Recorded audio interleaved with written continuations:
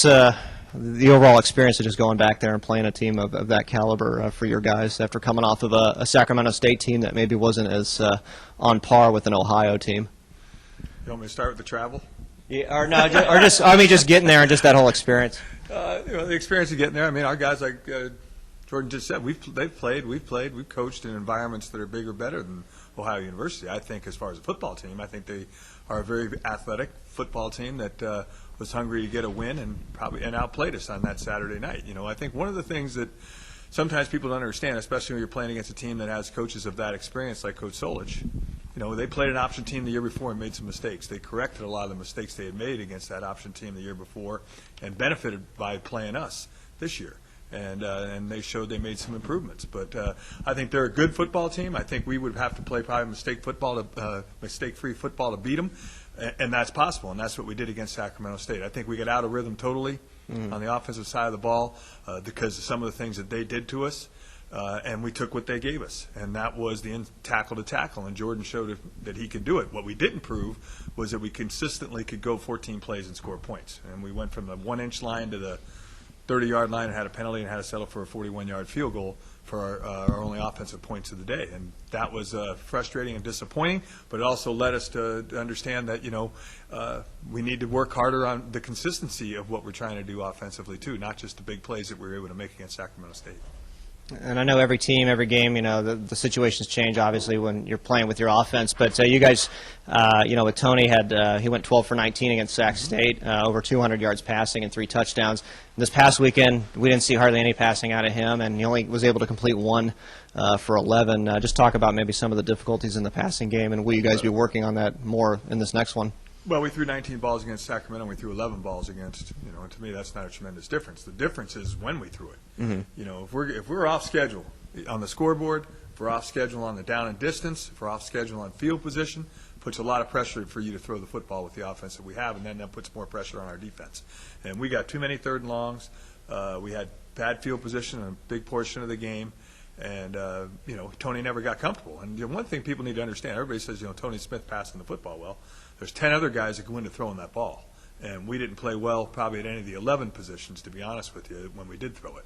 So I think that it's not just one guy that needs to work. We need the work. I think Tony already has proven if we can protect him, he can get his feet set, then he can put the ball where he wants to put the ball. I think he proved that against Sacramento. I think that overall we need to do that same thing against the opponents that we play in the future, and hopefully we'll be able to do that. I think we'll work hard at it this week, but I think that it was an overall offensive problem, not just a Tony Smith problem. Yeah. What maybe 2 or 3 things you want to key in on this week then with the guys so that doesn't happen against San Jose State this Saturday?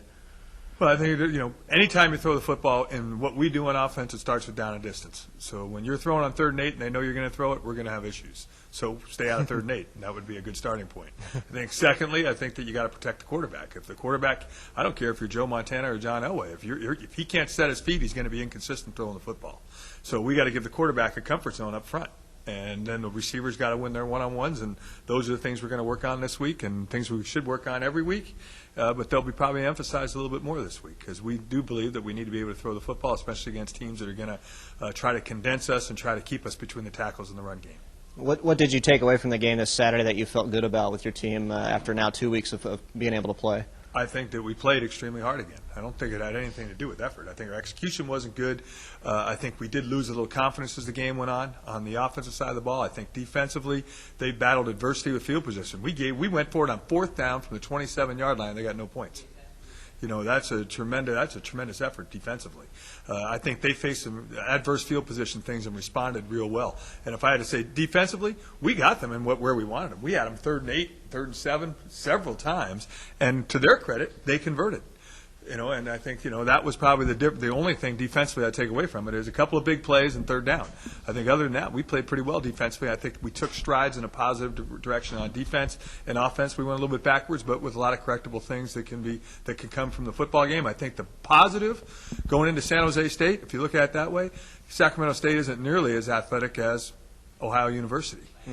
And Ohio University and San Jose State are going to be a lot more similar athletically. So now to have the opportunity to play against a team that we've already faced once from an athletic speed standpoint, a size standpoint, and a strength standpoint should help us. And hopefully we respond that way on Saturday night. And I love the fact that we're playing in California again. And then lastly, I guess, looking at this team coming up this Saturday, they've given up 122 points. I know a lot of that was to USC, and they've only scored 34. You guys have already put up a lot of points this year and have had your defense hold, Sacramento State to under 19. Just you feel like maybe you guys match up really well with this team?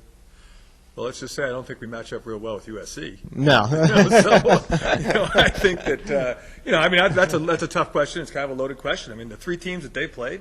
Yeah. They played Stanford, who I think, watching on film, is a much better football team than they're probably given credit for. Mm-hmm. University of Utah is getting a lot of credit, and probably deservingly so, and Southern California, who is one of the top teams in the country year in and year out. So I think anything that they've done in those three games, I'm sure they're looking through it and seeing a lot of positives.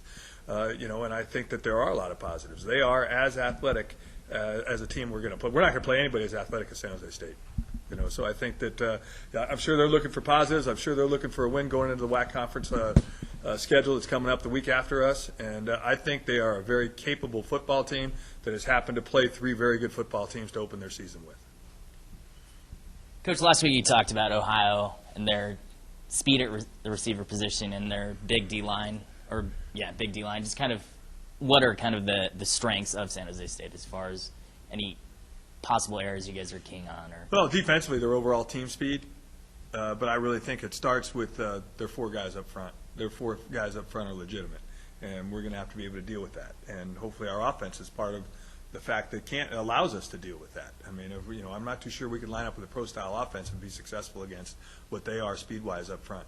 So that's the number one priority is we got to find a way to get the ball through the line of scrimmage and get it to the second level of their linebackers. I think their linebackers Travis Jones is as good as a guy linebacker we're going to play. To me, he's a guy that can run, he's got size, and he's got want to. He's a linebacker that has the attitude. In the secondary, they're very skilled, and they'll probably play a lot of man coverage against our wideouts again, just like how Ohio did, and we're going to have to win one-on-ones out there. Offensively, I think they're still trying to find a little bit of an identity offensively, and I'm sure going into the game, the one thing that they know they need to be able to do if they're going to contend to win the WAC Conference Championship is they got to be able to run the football.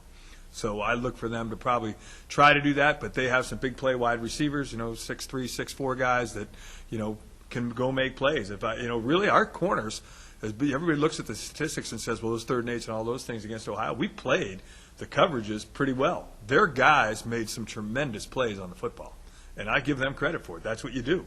If you got man-to-man out there, okay, who's going to get the ball? And their wide receivers did a good job of going to get the ball against good coverages. And that's what our wideouts need to learn to do against their secondary. So I give them a lot of credit at Ohio for how they played, and hopefully we're going to improve and make plays in the secondary this week against their receivers when they get the opportunity, and hopefully that we'll get off the field a little bit better than we did on 3rd and 8s defensively. I know that Munoz went down early in the game, and John Hall as well. Can you just update us on the injury front? Art is out for the year. I mean, that injury, and that's a tough injury for us to sustain. But again, the couple of things that we talked a lot about the staff, and I talked to our staff a tremendous amount about is, what you do is you look at this game as what it's for. It's a tough physical game, and people do get hurt. And when somebody does, it's an opportunity for somebody to rise up. Excuse me. And I think that somebody will rise up and take Art's place. It's tough to replace all that experience that he has and his toughness and his leadership. But we know he's going to get better and be back next year. And in the meantime, we got to find somebody that'll step up and take his place. John Hall probably won't play the next 2 or 3 weeks, and that's unfortunate for him in his senior year. But it's in his best interest and probably our best interest. I mean, John wants to have a great senior year. He wants to win a lot of games, and for him to help us do that and for him to attain the goals he has for himself, the best thing that he can do is be 100% and not 85%. So we're hoping that with what he has to do the next couple of weeks, that by the time we get back to Montana or somebody back in the conference, that John Hall will be the John Hall that we expect him to be. So as of right now, that's kind of where those two guys sit, and it's unfortunate. It's a lot of experience to lose on the offensive side of the ball, but we got guys that I think I said they're ready to step up, and they'll step up and meet that challenge. Would one of those be Romanelli? Or no?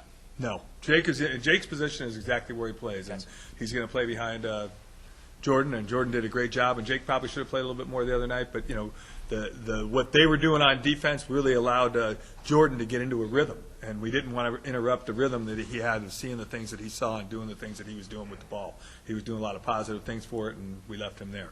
At the slots, we're going to go with the guys we have, and it'll be James Terry and John O'Grayson and Dave Marr, Kelvin Rutledge, and we'll probably give the true freshman from Chowchilla, Fred Gaines, who's really improved, some opportunities as well.